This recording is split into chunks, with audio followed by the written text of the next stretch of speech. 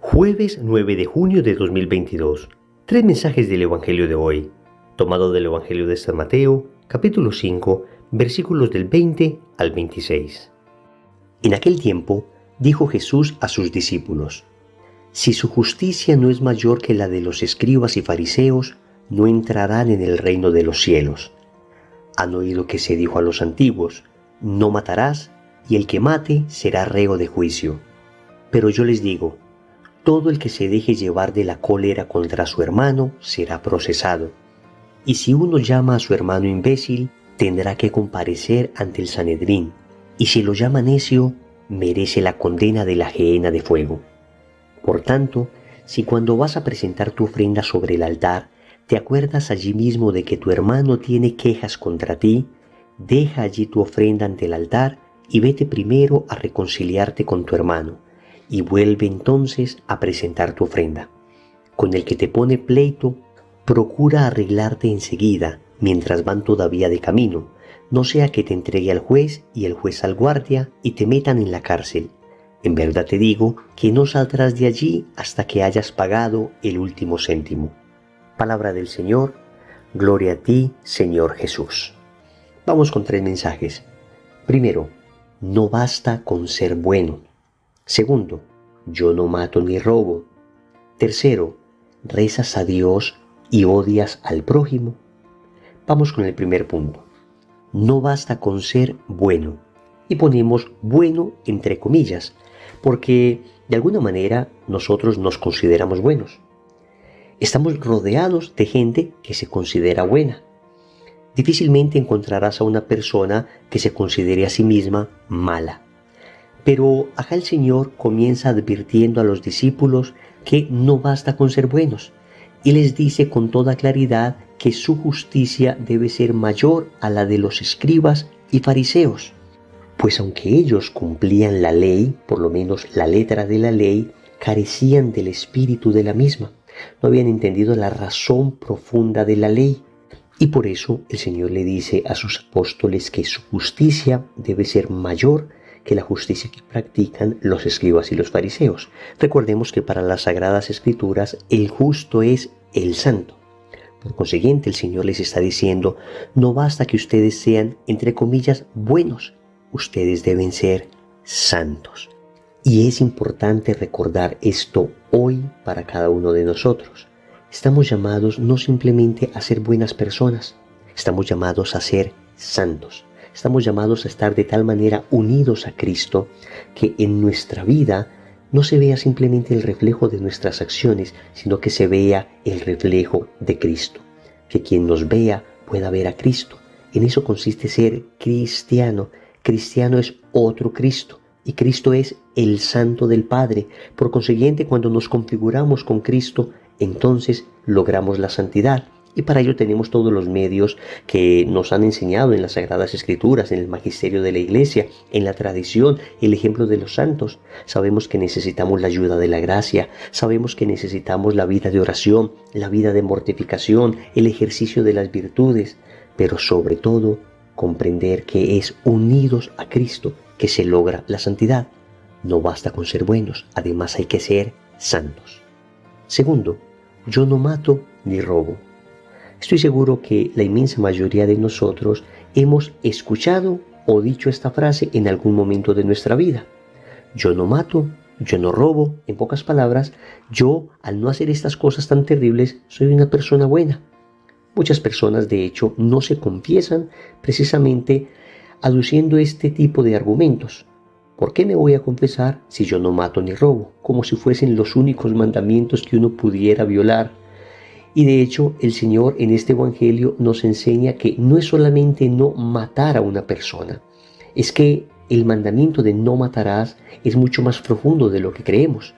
Y por eso el Señor dice: han oído que se dijo a los antiguos: no matarás, y el que mate será reo de justicia.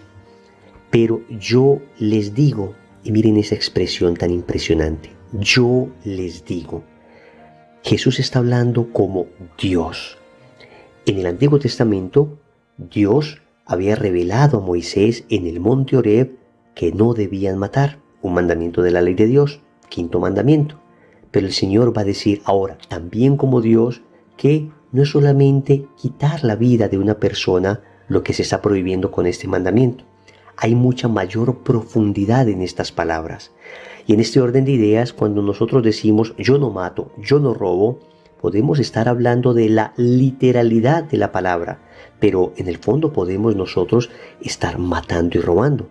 Y de hecho el Señor va a decir que el que se encolerice contra su hermano debe ser presentado ante el juicio. El que llame imbécil a su hermano debe ser presentado ante el Sanedrín. El que llame necio a su hermano es condenado en la gehenna. El Señor nos está enseñando que existen otras maneras de matar, aunque no sea físicamente. Existen otras maneras de robar, aunque no sea materialmente. Pensemos, por ejemplo, con nuestros desprecios, cuántas ilusiones hemos matado. Con nuestra indiferencia, a cuántas personas hemos lastimado hasta llevarles a la muerte moral. Pensemos nuestras críticas mordaces, nuestros juicios temerarios, a cuántas personas han terminado matándole su reputación, afectando su vida familiar.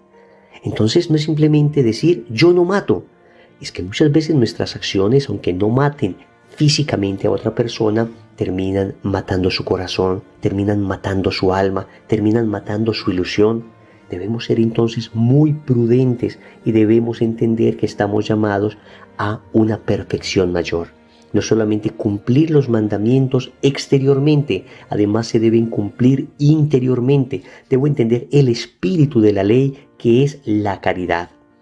Y esto nos lleva al tercer punto. Rezas a Dios y odias al prójimo. El Señor pone el ejemplo de esta persona que está presentando su ofrenda ante el altar y recuerda que alguien, un hermano, tiene algo contra él.